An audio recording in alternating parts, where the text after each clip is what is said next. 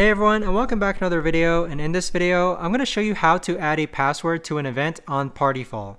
Now this video is going to be particularly useful for individuals. Let's say that you want to password protect an event just because you want it to be more exclusive. How do you actually go ahead and create a password for an event? Either way, this video is going to be short, sweet, and simple, guys. There's not going to be a lot of steps involved.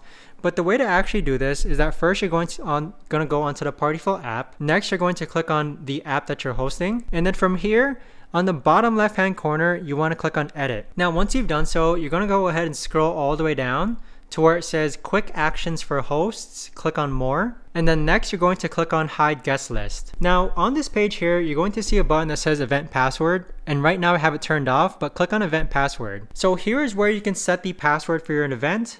So simply remember the password for your event and then click on save. So that right there, guys, is the best and easiest way that I know of to actually go ahead and set a password to an event on Partiful.